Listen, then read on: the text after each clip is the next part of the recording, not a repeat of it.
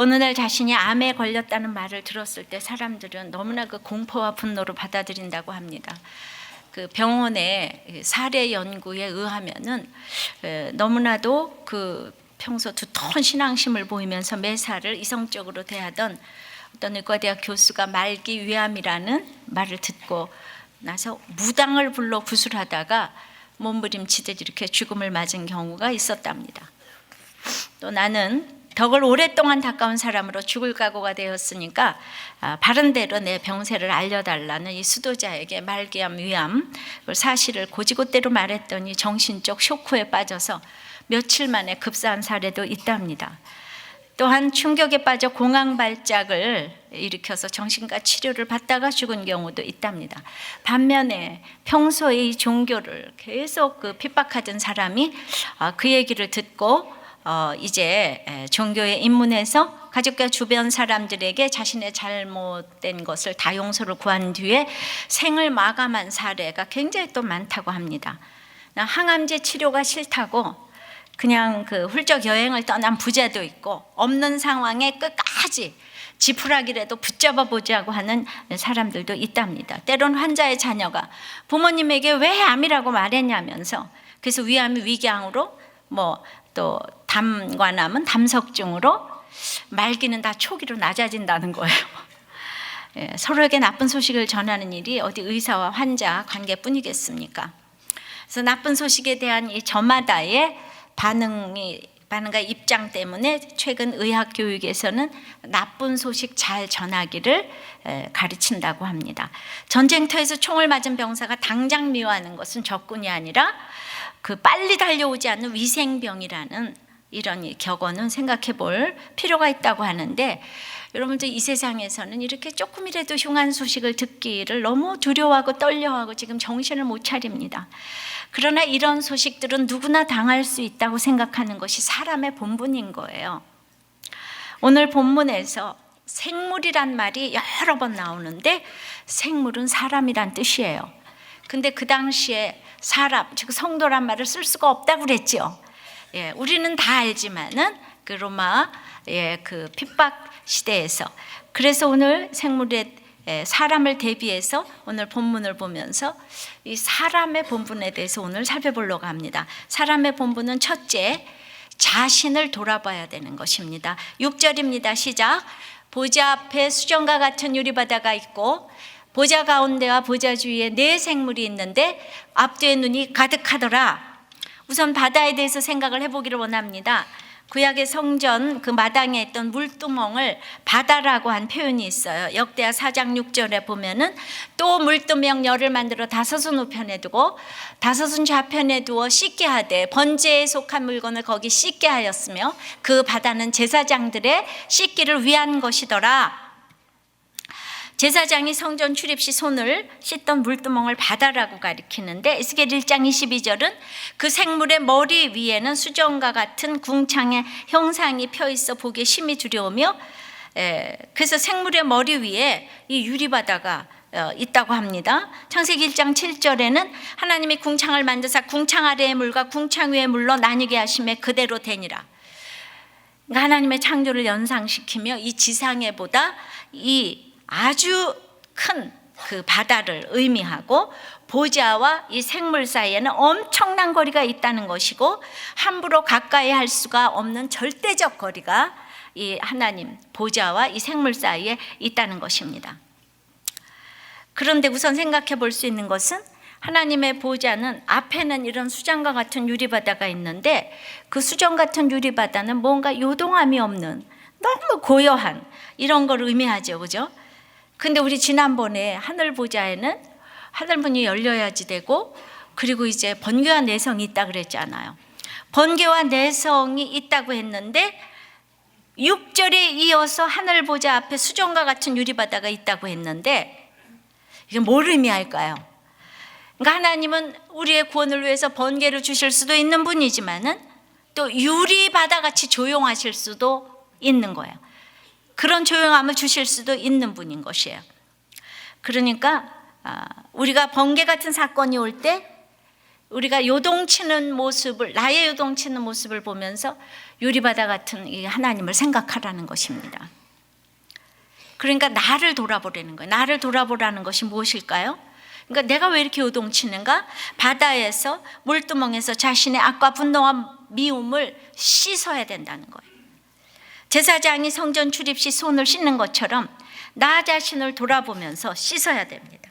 수정같이 투명하고, 그러니까 애매하지 않고 한결같은 것이 요동함이 없는 모습인데, 사실 우리는요, 하나님과 절대적인 거리가 있죠. 아까도 말했지만은 하나님은 인간적으로 도저히 가까이 할 수 없는 분이에요.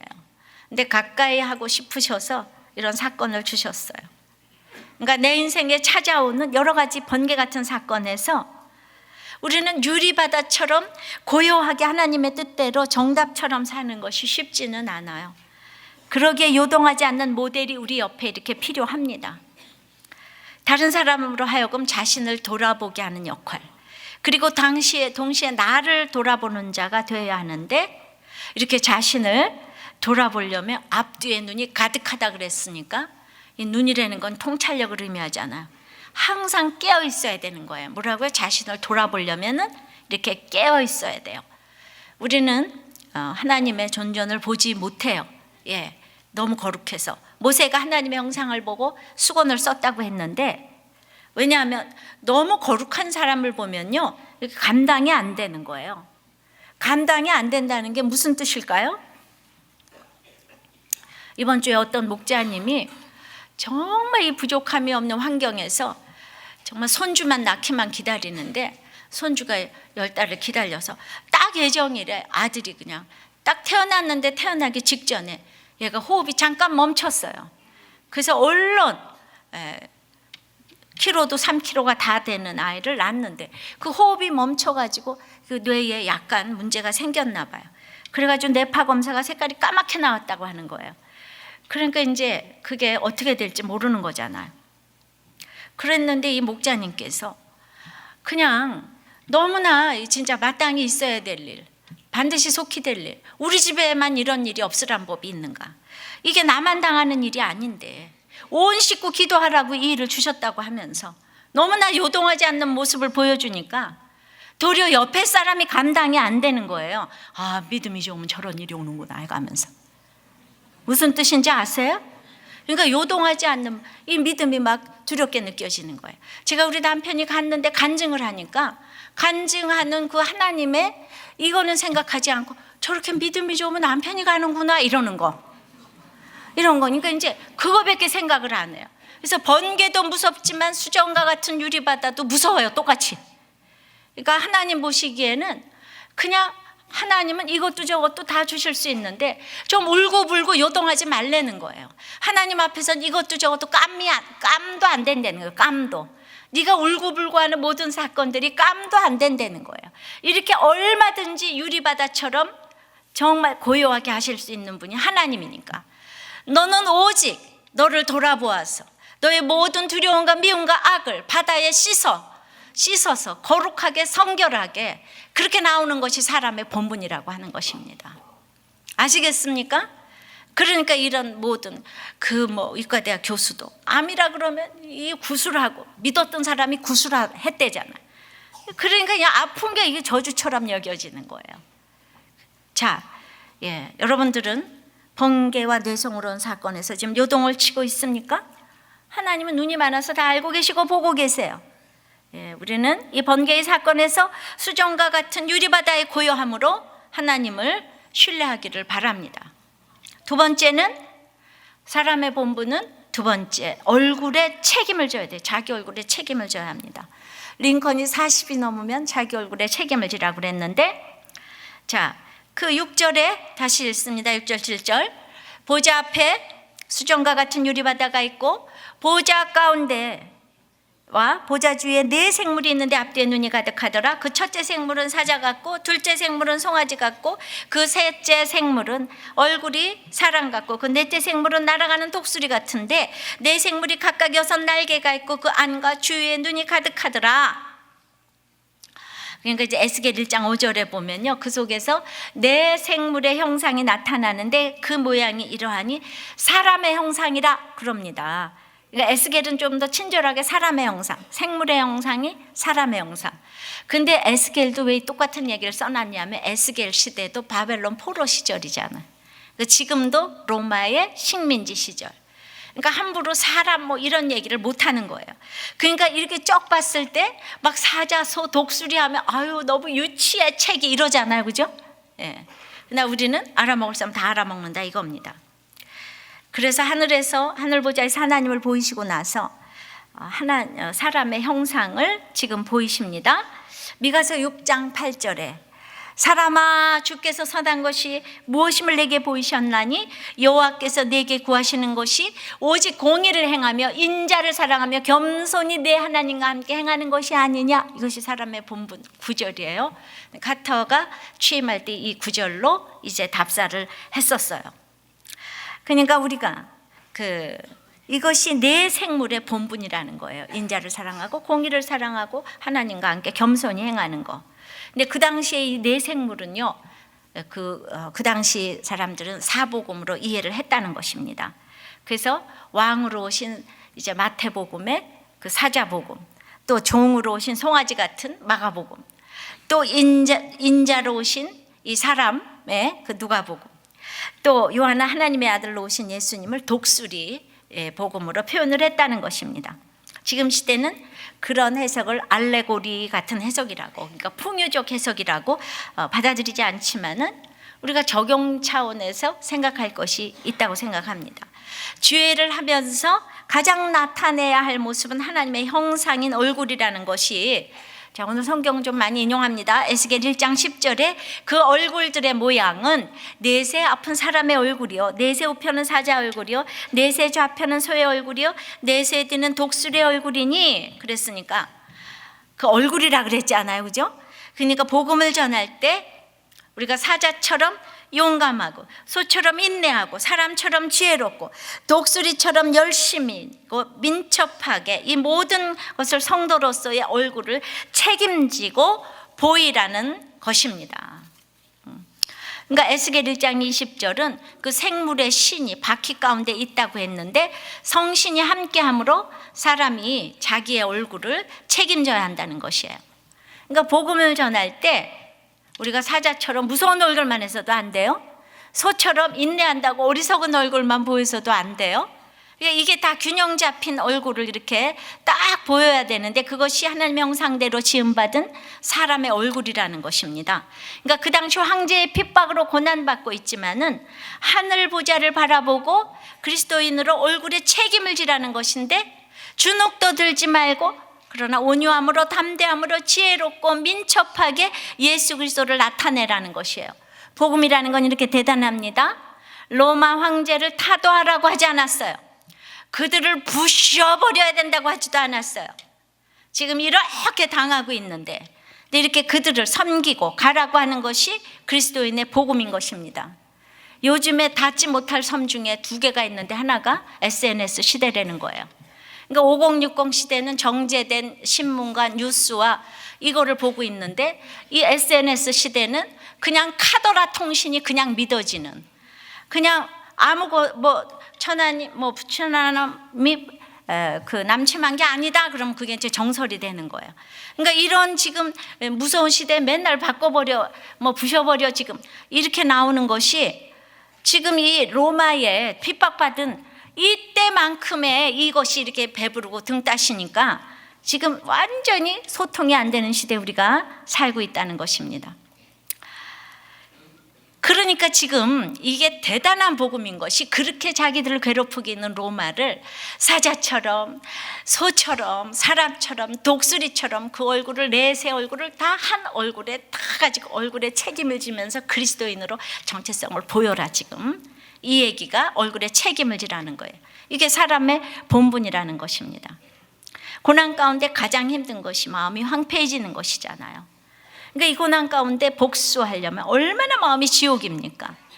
근데 어떤 경우에도 얼굴에 책임을 지라는 것은 내 인생이 해석되어서 내 사명을 깨달을 때 얼굴이 편안해지잖아요, 그죠? 그런데 이것이 하나님이 없을 때는 이 세상은 복수하려고 산다고 해도 과언이 아니에요. 그래서 내가 가난해서 기득권층에 복수를 하고, 집안에 누군가를 복수하고, 그냥 뭐에 복수를 하고, 나를 괴롭힌 누군가를 복수하고, 그래서 그것 때문에 사는 이유가 된다고 하는 이 모든 인간의 이제 우리의 정말 인류의 저주인 것 같아요. 요즘에 세종대왕 드라마가 나오고 있습니다. 아다시피 아버지 그 태종은 모두를 죽인 패도 정치를 했죠. 그래서 계속 죽이는 정치를 했어요. 자기 하나 살아남고. 그러니까 세종이 이거를 바로잡으려고 자기는 이제 살리는 정치를 하려고 하는데 그 왕을 이해하는 사람이 하나도 없는 거예요. 왜냐하면 태종에게 당했던 사람들은 궁궐에 싹 숨어 들어와가지고 지금 이 세종을 죽이려고 하죠. 그런데 세종은 아버지가 나쁜 거를 알고 그 태종에게 그런 거를 억울한 일을 당했던 사람들을 지금 살려주려고 하는데, 그 살려주려고 하는 게 다 너무나 울리는 꽹가리처럼 헛된, 자기를 아무도 안 믿어주는 거예요. 세제 개혁을 하기 원하지만 또 모두가 들고 일어나가지고 불만을 품잖아요. 그러니까 세종은 자기는 원수를 아버지가 잘못한 것들을 자기가 다 용서해 주려고 그러고, 자기를 지금 그래서 자기를 죽이려고 들어왔던 사람까지 다 살려주려고 하는데 전부 다 믿지 않아. 아버지 태종한테 받은 걸 내가 너한테 복수를 하기 위해서 지금 이러고 있어요. 내가 뭘 그리 잘못했는가 괴로워합니다. 왕의 외로움이 묻어나요. 그래서 왕 스스로도 다 당신은 그러면 안 된다. 그러니까 자신의 책임이라고 생각을 하고, 모든 대신들도 그러면 아니 되시옵나이다 다 하는데, 이게 전하의 책임이 아니라고 말해준 유일한 인물이 그 나인, 젊은 나인 여자, 그 나인 하나였다는 거죠. 근데 이제 무엇보다도 세종에게 가장 큰 긴장감은 세종 자신 안에서 일어나고 있는데, 제가 참 그것이 와서 닿는데, 자기는 너무나 살려주려고 하고 이러는 것들이 너무 어줍지 않아. 그러니까 내가 이렇게까지 뭐 살리는 일을 뭐해, 다른 대신들하고 같이 그냥 가는 거지. 그러니까 속에서 살려주고자 하는 마음과 그냥 그것 때문에 너무 이제 혼이 나고 있으니까 너무 괴로워서 일을 포기하고 싶은 이 자아, 그러니까 자기 속에서 지금 싸우는 거예요. 그래, 내가 이 좋은 일 해봤자 다 웃기는데, 조롱거리밖에 안 되는데. 그래서 관도, 이 두 개가 지금 이제 이게 충돌을 하면서 너무 이 긴장감이 자기 자신 안에서 일어나는 것입니다.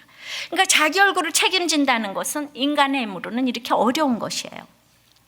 아버지의 피해 정치를 보고 자라난 이런 세종은, 그러니까 거기에서부터 내가 살려줘야 되겠다 그러지만은 이게 하나님으로 한 것이 아니니까 이 둘 사이에서 왔다 갔다 하다가 정신분열의 상태로까지 이제 가게 된다는 거잖아요. 여러분들 제정신 가지고는 정치를 못하는 거예요. 세종이 정신분열이니까 정치를 잘했어요. 내가 이번에 두바이 국왕도 옥스퍼드 나와서 그렇게 지금 정치를 잘하는데 그분이 이게 이상하다는 얘기를 들었어요. 제정신이면 그렇게 못해요. 진짜 못하는 것 같아요. 그러니까 우리가 지금 스티브 잡스가 우리에게 그렇게 지금 정말 그 아이폰, 아이패드를 전 세계를 지금 열광하게 하지만, 또 세종은 훈민정음, 이 한글을 우리에게 줬잖아요. 이 대단한 사람들은 굉장한 공헌을 했지만 그 자체는 살기가 너무 어려워서 이렇게 정신분열이 생기는 게 아닌가. 이 속에서 남들이 안 하는 거 하려니까 이게 부닥쳐가지고, 그래서 그 힘든 일을 자기 힘으로 하려고 했기 때문에 분열까지 올 수가 있는 거예요. 근데 그렇게 공헌을 하면 뭐합니까? 스티브 잡스는 분명히 지옥 갔는데, 세종은 우리나라 사람이니까 천국 갔다고 말해주고 싶죠. 이렇게 지역 감정을, 민족 감정을 하면 안 된다는 그 얘기를 내가 하고 싶은 거예요. 그렇게 내 민족, 내 나라, 내 고향 사람은 최고가 아니라는 거. 예수 안 믿으면 다 지옥 간다는 거예요. 근데 제가 진짜 가만히 보니까 훌륭한 일을 한 사람들은 다 정신적으로 이상하더라고요. 그러니까 내 옆에 정신적으로 이상한 사람들은 여러분들 앞으로 굉장히 훌륭한 일을 하실 분이구나, 그리고 존경하시기를 바라요. 정말 스티브 잡스 그 사람 너무 이상한 사람이에요. 그 옆에 그 사람하고 안 살려다가 곤둔 여자 있잖아요. 그 여자 너무 그 럭셔리한 거지. 스티브 잡스하고 안 살아가지고 누가 그걸 맞추고 살겠어요.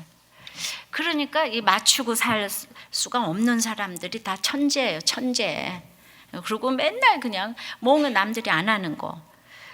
그래서 자기 얼굴에 책임을 진다는 건 힘든 것 같아요. 뭐 스티브 잡스에게 그 편안한 얼굴이 전혀 있는 것이 아니잖아요. 여러분들은 가정에서 직장에서 어떤 얼굴로 보여주고 있습니까?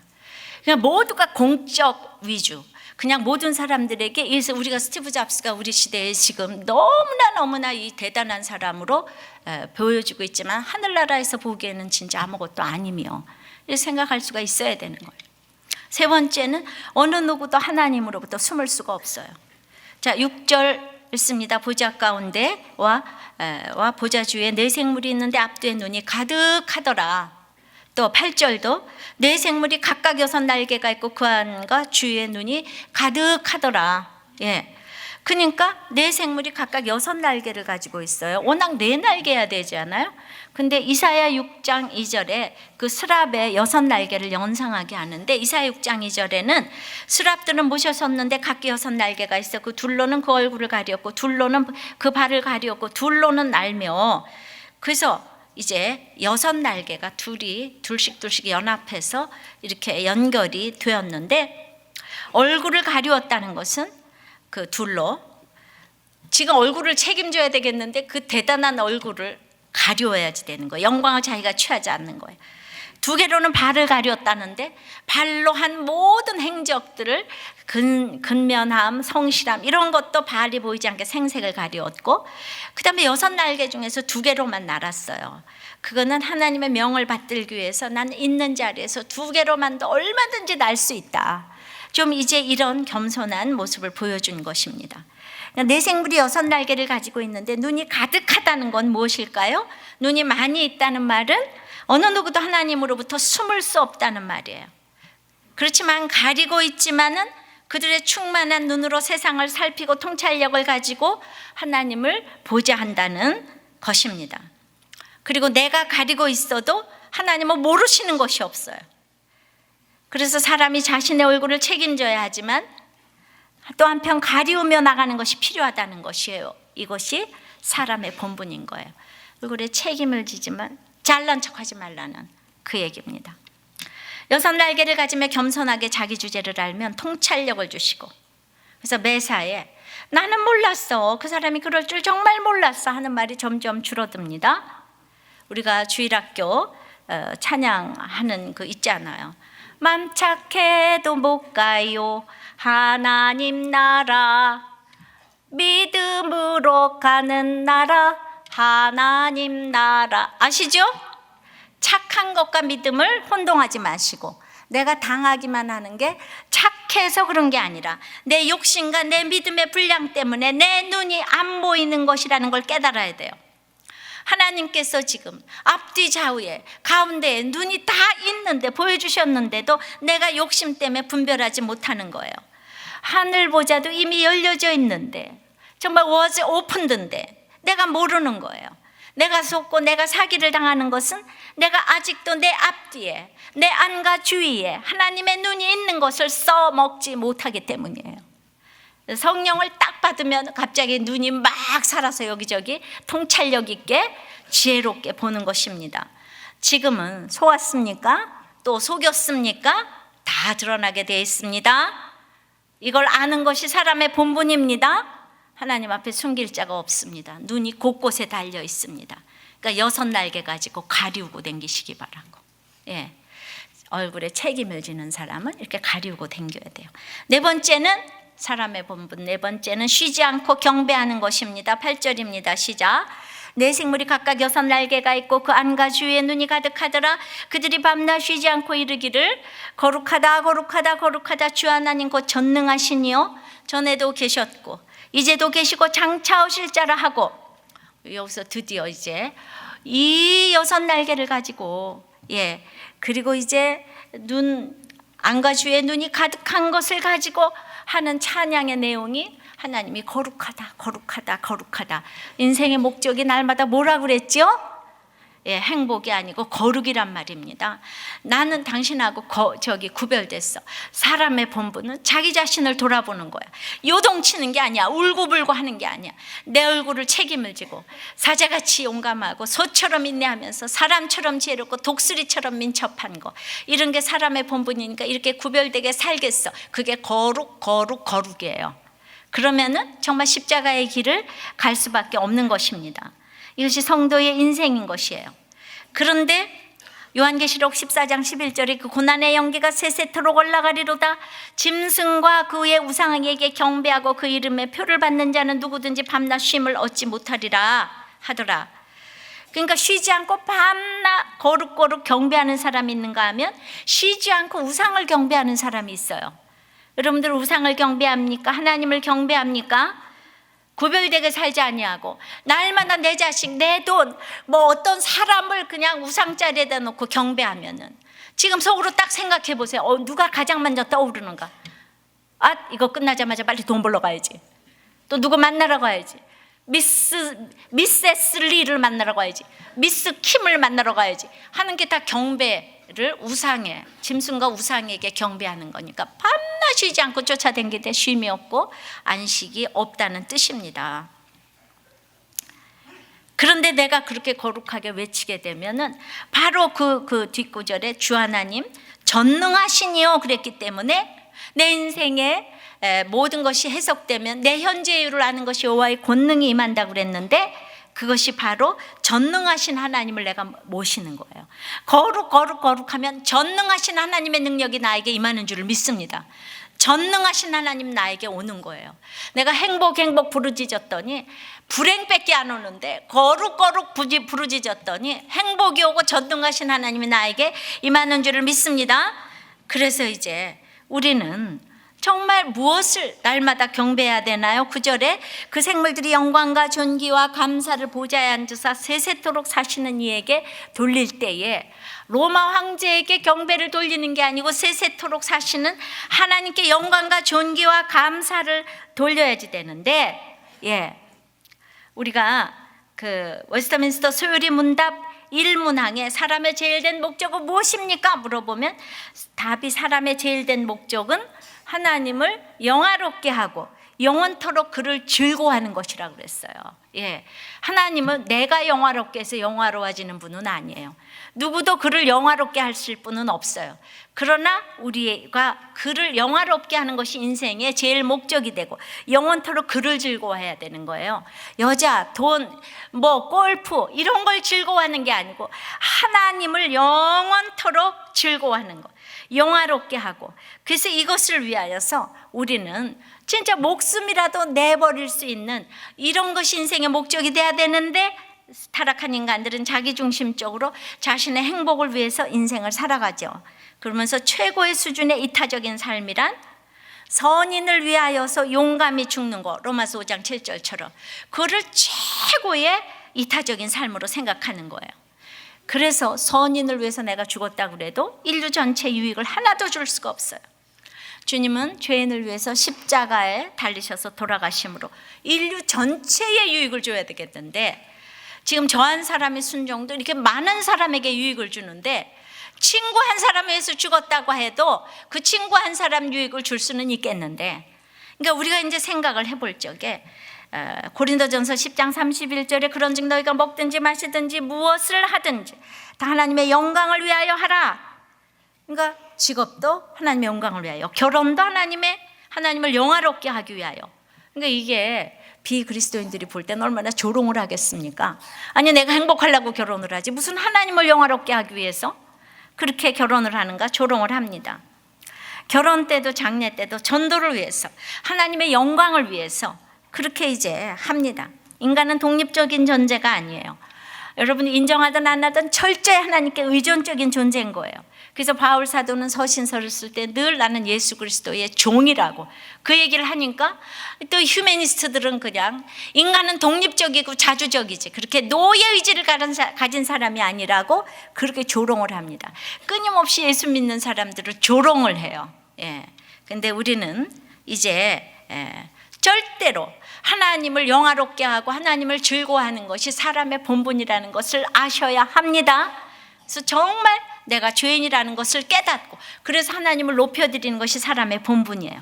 자, 마지막으로 5번째는 자기 면류관을 이제 버리고 찬양을 이제 하는 것이 사람의 본분인데, 10절입니다. 시작.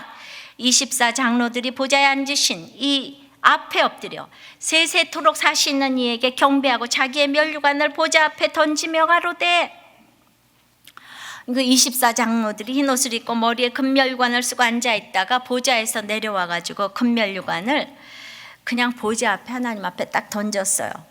여러분들 이 땅의 가장 큰 면류관은 뭐라고 생각하십니까? 저는 이 세상의 최고의 면류관은 구원의 면류관이라고 생각해요. 그런데 구원이요, 내가 노력해서 되는 게 아니잖아요. 그러니까 당연히 주님께 드려야 되는 거예요. 제가 이 세상에 정말 합격의 면류관, 무슨 이 모든 면류관을 내 힘을 들여서 해봤지만은 이 결혼 생활을 하면서 그 내 노력으로 안 되는 것, 내가 인내가 구단인데 내 인내로서 안 되는 일이 있다는 걸 알았다는 것이 정말 저에게는 축복이었죠. 내 힘으로 다 할 수 있었으면 오늘날에 제가 없었잖아요. 근데 저는 제 힘으로 인생을 다 할 수가 있다니까요. 가나나 물러가라, 내가 나간다. 다 그냥 피아노, 내가 다 원하는 선생님 찾아다니면서 그 힘든 학교도 붙고, 그래 정말 그 힘든 학교에 또 강사도 나가고, 이게 저 쫄딱망한 집 딸로 있을 수가 없는 일인데, 근데 내 힘으로 안 되는 거 있는 거, 예, 그 정말 이 구원의 면류관은 내 힘으로 안 되더라고요. 생명의 면류관은 내 힘으로 안 되더라고요. 내가 합격하고 내가 잘났다고 나 때문에 예수 믿는 사람 하나도 없더라고요. 예. 내가 힘들고 어렵고 이제 내가 예수 믿고 나니까 나 때문에 생명의 면류관, 나 때문에 예수 믿는 사람들이 생기지. 내가 네네네네 할 때는 아무도 나 때문에 예수 안 믿었어요. 내가 시어머니한테 쩔쩔 말고 네네네네 할 때 아무도 나 때문에 예수 안 믿었어요. 다들 나를 무시했지. 저는 그냥 무슨 말도 못하는가 보다. 그러니까 그런데 사람이 영광과 존귀한 능력을 받게 되면은 그걸 하나님 앞에 던지지 아니하고 사단, 지금 내가 그 영광을 가로채우니까 그렇게 사단의 밥이 되는 거예요. 사단의 밥이 얼마든지 될 수가 있어요. 이렇게 교회가 커져도 사단의 밥이 되고, 그게 내 능력인 줄 알고, 그냥 애가 공부를 잘해도 다 내 능력인 줄 알고, 사단의 밥이 되는 사람들이 너무너무 많습니다. 우리는 폴리갑도 안디바도 죽을 때도 하나님께 영광과 존귀를 돌렸기 때문에 24파 장로 반열에 들어갔다는 것입니다. 여러분들, 내가 죄인인데 무슨 영광을 취할 것이 있겠습니까? 그래서 이사야 6장 5절에 보면 여호와의 임재와 영광을 본 이사야의 첫 고백이 화로다 나여 망하게 되었도다, 이게 첫 고백이잖아요. 그건 한마디로 나는 죄인이로소이다. 자기의 실체를 하나님 앞에 내려놓아야지 되는 거예요. 내가 사람의 본분을 알려면 자기 정체성에 대한 고백이 꼭 필요한 거예요. 나는 죄인이라는 거예요. 이 죄인이라는 얘기를 들으면 제일 싫어하는 거예요, 사람들이. 하나님의 영광을 엄청나게 보여줬던 이사야가 주여 화로다 나여 망하게 되었도다. 이게 너무 거룩한 사람 존존했으면 다 이렇게 망할 것 같은 거예요. 하나님은 로마 황제를 숭배하는 자들에게 더 높은 보좌인 지금 하늘 보좌를 보여주시면서 잠시 힘들지라도 구원과 심판은 마땅히 될 일이기에 넌 잘 기다리고, 이 상황 가운데 사람의 본분은 하나님 보좌 옆에서 수종들며 자기 면류관을 던지고 영광을 오직 하나님께만 돌리는 거다, 이 얘기를 해주세요. 11절입니다. 우리 주 하나님이여 영광과 존귀한 능력을 받으시는 것이 합당하오니 주께서 만물을 지으신지라 만물이 주의 뜻대로 있었고 또 지으심을 받았나이다 하더라. 나의 고난도 영광도 다 하나님의 장중 아래 있습니다. 그래서 이런 생각을 가진 사람끼리 모여 있는 곳이 천국이에요. 배부르며 왕노릇하는 자는 같이 이렇게 기도하며 견해를 같이 하기가 너무 힘듭니다. 여러분들 제가 진짜 제가 참 이 계시록을 지금 설교를 하면서 그래도 그동안에는 설교가 들렸는데 계시록 들어오면서 하나도 설교가 안 들린다고 누가 저한테 메일을 보냈어요. 근데 그분으로 말할 것 같으면 최고의 학력을 가진 분인데 주일 설교를 그렇게 하시면 안 된다고 저한테 그렇게 어렵게 하시면 되냐고. 그러니까 진짜 이 계시록은 고난받은 사람들을 위한 책인 것 같아요. 그러니까 왜 이 시점에 이렇게 계시록을 했는가? 다 고난받은 사람들만 이것이 알아먹여지니까. 교회마다 이렇게 고난받은 사람들만 있는 게 아니니까. 이거 잘못했다가 아무도 못 알아듣게 생겼으니까. 그래서 교회에서 이걸 안 하는 거예요, 계시록을. 그 대신 이단들이 이게 완전히 그냥 계시록 하는 거예요. 거기 힘든 사람들이 많잖아, 이단들이. 그래가지고 계시록에 딱 꽂혀가지고 정말 이상한 데로 신천지로 막 가는 거예요. 신천지는 들어오지 말라고 이제 플랜카드를 붙여야 된다고 그러더라고요. 이제 앞으로 붙여야지 되겠어요. 그러니까 정말 이렇게 그 계시록 설교가 어렵습니까? 어렵습니까? 큰 소리로 대답해봐요. 그럼 어려운 사람 한번 손 들어봐요. 솔직히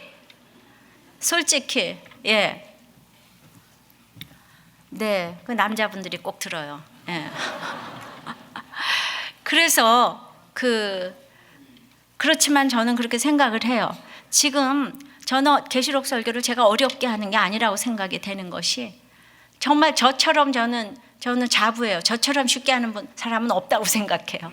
지금은 이 마음이 안 열려서 못 듣지만 이걸 남겨둬야지 내가 이 땅에 없을 때라도 이거를 계속 보실 거 아니에요. 그죠? 그냥 어려워도 참고 들으세요. 그러니까 그거는 내 설명이 어려운 게 아니고 여러분들의 마음이 안 열려서. 아니 어떻게 더 이상 쉽게 합니까? 더 이상 쉽게 나는 할 수가 없네. 그래가지고 이제 정말 오늘 이제 제가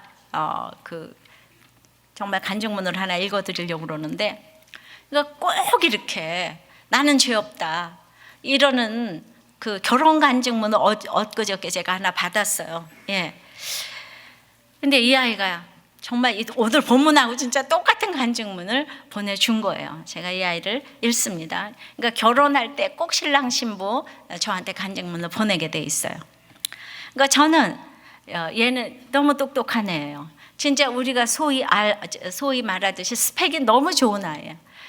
직장도 좋고. 그래서 이제 그런 아이인데 저는 스스로 의로운 자로 살아왔습니다. 제 주변에는 항상 저를 옳다고 인정해 주는 사람들만 있고, 부모님께서도 대학원을 졸업하기까지도 제가 정말 하나도 말썽 없이 지내왔기 때문에 저를 믿어주셨고, 친구들은 저보고 이타적인 마음이라고 다 옳다 하고, 그래서 저는 저의 옳고 의로움은 제게 하나의 신념이고 삶의 목표와도 같았습니다.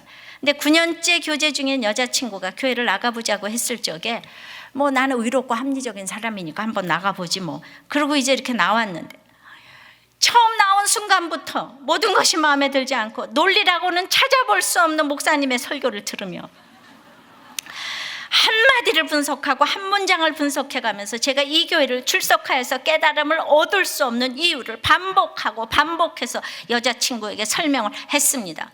제 기분을 가장 상하게 했던 말씀은 바로 자신의 죄를 보라는 말씀이었습니다.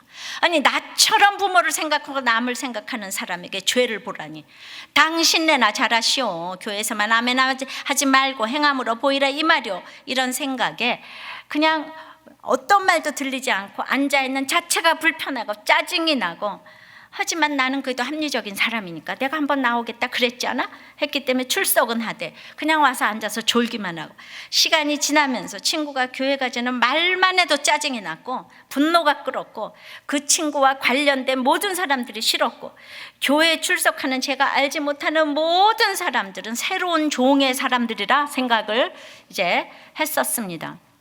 그렇게 4년이 지났습니다. 주여, 야, 이제 애구 어른이고 이 스펙이 좋으면요 말씀이 이렇게 한 개도 안 들린다는 거를 또 증명을 했어요. 그러니까 여자친구가 오는데, 그러니까 들며 나며 4년이 된 거예요. 그러니까 교제 기간이 길어지니까, 그러니까 여자친구도 얘가 하도 스펙이 좋으니까 놓지를 못하는 거죠. 그러니까 옆에서 막 멸시를 받는 거죠. 조금 불신교는 불신교지 않은 여자애들이 기분이 너무 나쁘면서도. 그래서 부모님이 우리들 교회 나오는 게 중요한 것 같아요. 부모님이 꽉 잡고 있으니까.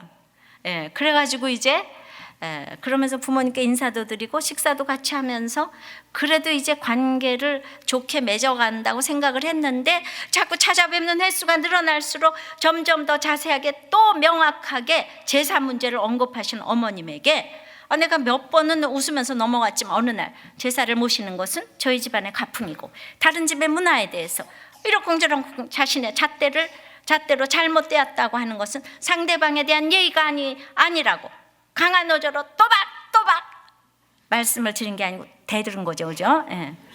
그리고 어머니께서 언성을 높이셨고, 그리고 이제 저는 제 기준에 맞지 않는 어머님의 말씀을 인정할 수 없었습니다. 여자친구와 저는 이제 또 대판 싸웠습니다. 그 다음 날 미국으로 장기간 출장을 가면서 원망, 분노, 혼란스러움으로 괴로운 날들을 보냈는데, 난 아무리 생각해도 내가 잘못한 게 하나도 없는데 그랬는데 저의 옳고 그름은 제게 하나의 신념이고 삶의 목표와도 같았는데, 이제 가장 그 자리에서 힘든 게 뭔가 하면, 그 상황에서 힘든 것이 지금까지 나를 싫어하는 사람이 하나도 없는데 나를 싫어하고 미워하는 사람이 생긴 거예요. 여자친구, 부모님. 이게 자기를 정말 받아들이기 힘든 사실이었대요. 이 세상에 나를 싫어하는 사람이 둘이 생겼는데. 그 사건 이후로 친구의 부모님은 저와의 모든 연락을 끊으셨고 교제를 딱 반대하셨습니다. 이 스펙 좋은 이 친구가 직장도 좋은데 자기가 지금 거절당했잖아요.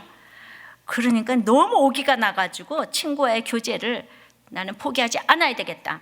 시간이 지나면 나의 의로움을 인정하실 수밖에 없을 거라 이렇게 생각을 해가지고는 그래도 이제 계속 이제 교제를 했다는 거예요.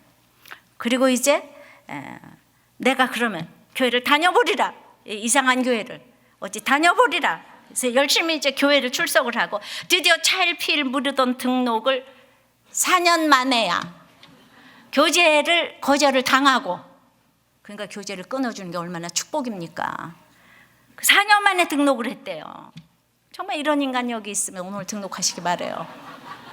그래가지고 그리고 목장에도 나갔다는 거예요. 내가 목장도 나가고 교회도 다 나가고 틀린 거를 밝혀내리라. 예, 밝혀내리라. 예, 다들 배너도 예수가 없대 이거 밝혀내려다가 그 배너 썼잖아. 그리고 1:1 양육 훈련까지 받게 되었대요. 내가 다 밝혀내리라 하면서 이를 악물면서. 그런데 글쎄 이게 중요해요. 양육 훈련 기간 동안 예수님이 저를 만나주셨다는 거예요. 그러니까 4년을 댕겨도요, 저기 공동체에 안 들어가고 이 양육 안 받으면 이렇게 허당해요, 허당. 예.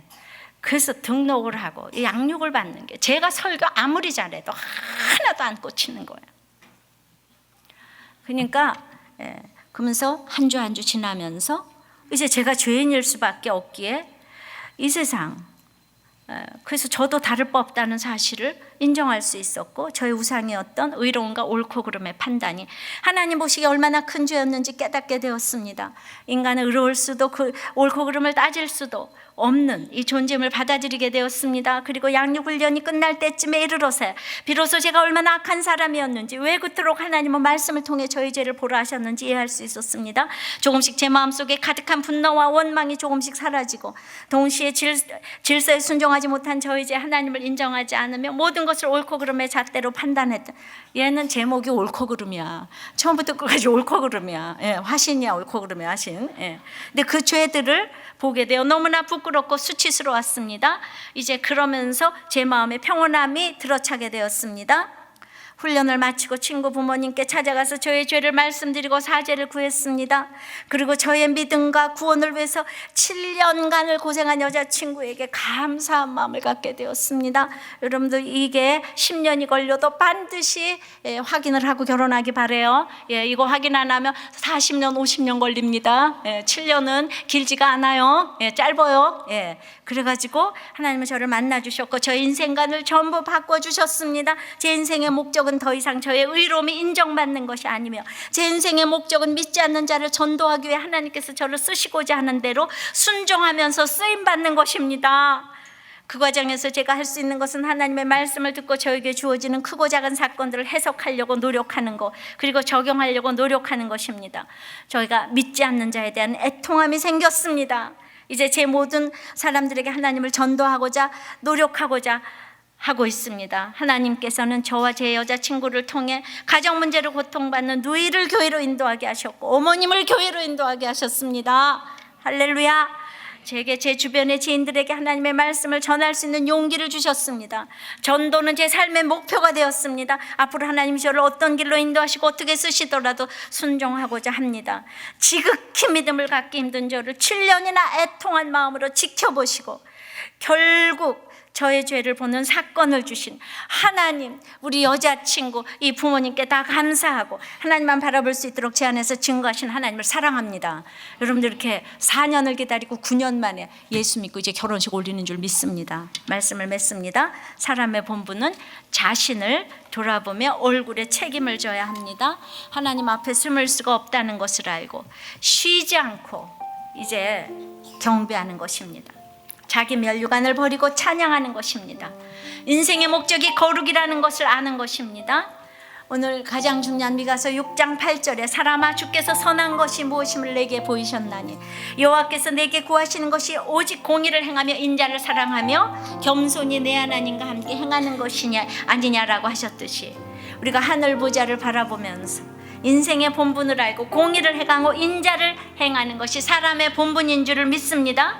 겸손하게 하나님을 의지해야 되는 줄 믿습니다. 생각지 못한 사람들이 이렇게 그냥 붙어만 있었더니 돌아오는 일들이 날마다, 여러분들은 말씀이 안 들린다고 하지만은 이렇게 금그릇이니까 안 들리잖아요. 그래도 붙어 있으니까 어느 날 이렇게 들리게 되는 줄을 믿습니다. 여러분들 가운데서는 저기 내 남편은 목장에 나가는데도 안 변하는데 이런 사람이 또 있으면 나도 모르겠어요. 예. 그렇지만은 이렇게 붙어 있었더니 날마다 변한다고 날마다 간증하는 걸 여러분도 귀로 눈으로 들으시지요. 사람의 본분은 결국 성도의 본분이고 하늘 보좌를 바라보고 겸손히 행하는 것인 줄을 믿습니다. 찬양하고 기도하겠습니다. 마음에 새기며 하늘 보좌를 바라보며 겸손히 찬양드리겠습니다. 완전하신 나의 주, 완전하신 나의 주, 의의 길로 날 인도하소서. 행하신 모든 일 주님의 영광 다 경배합니다. 다시 한번 완전하신 나의 주, 완전하신 나의 주, 의의 길로 날 인도하소서. 행하신 모든 일 주님의 영광 다 경배합니다. 예배합니다.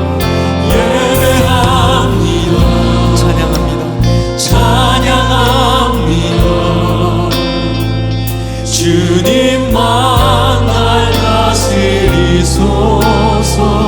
예배합니다. 예배합니다. 찬양합니다. 찬양합니다. 주님 홀로 높임 받으소서.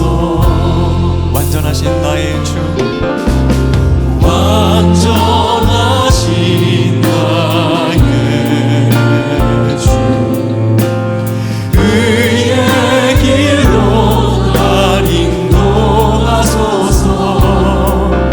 행하신 모든 일 주님의 영광 다 경배합니다. 예배합니다.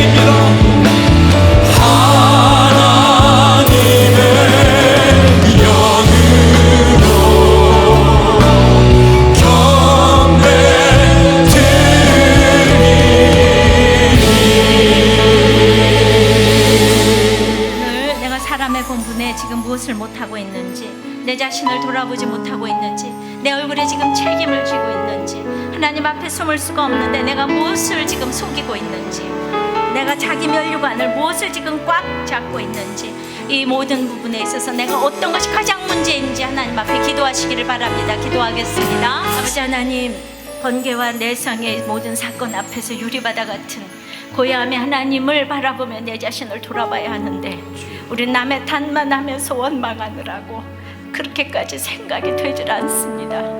주님, 참으로 우리 너무나도 자존심의 문제 때문에 너무나 인생이 황폐해졌습니까?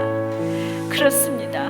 너무나 인생이 치사해서, 너무나 치사해서 내 삶 보고는 안 넘어지는데 지금 돌뿌리에 걸려서 내가 인정하고 싶지 않은 나의 이 모든 여러 감정들을 볼 수밖에 없습니다. 주여 불쌍히 여겨 주시옵시고, 내가 그렇게 유리바다 같은 정답 같은 인생이 못 되어서 죄송합니다. 담대함이라는 이름으로 교만을 떨고 인내라는 이름으로 비굴하며 내 얼굴에 책임을 지지 못하고, 담대하지도 못하고 인내하지도 못하고 지혜도 없으며 민첩하지도 못합니다. 주 하늘 복자를 바라보고 사람의 본분인 이 자신을 돌아보면서 얼굴에 책임을 져야 되겠는데, 날마다 이렇게 일어나는 사건 앞에서 이렇게 무너진 우리들을 불쌍히 여겨 주시옵시고, 내 힘으로 했던 모든 면류관을 주님 앞에 던지기를 원합니다. 내가 할 수 있는 것이 아무것도 없는 것을 고백합니다. 주님, 내 얼굴에 내가 어떻게 책임을 지겠습니까? 그러다 우리가 우울증이 옵니다. 하나님이 내 얼굴을 책임져 주시기를 원합니다. 아버지 하나님, 찾아오셔서 안수하여 주시고 만져 주시옵소서. 내 얼굴을 성령의 불타는 얼굴로, 아버지 화평한 얼굴로, 온유한 얼굴로, 담대한 얼굴로, 아버지 하나님 지혜로운 얼굴로 주님 예수 그리스도의 내 표시를 가지고 나타날 수 있도록, 우리의 모든 어려운 환경에서 내 그리스도의 내 얼굴을 책임질 수 있도록 주여 역사하여 주시옵소서. 내가 주님을 사랑하는데 너무나 사랑하는 것만큼 보이지 못해서 너무너무 죄송합니다. 주님, 내가 주님을 사랑하나이다. 그 사랑하는 것이 모든 집안에서, 직장에서, 식구들 가운데 예수의 얼굴로 보일 수 있도록, 주님 사람의 본분을 다할 수 있도록, 성도의 본분을 다할 수 있도록 역사하여 주시옵소서. 역사하여 주시옵소서. 역사하여 주시옵소서. 예수님 이름으로 기도하옵나이다. 아멘.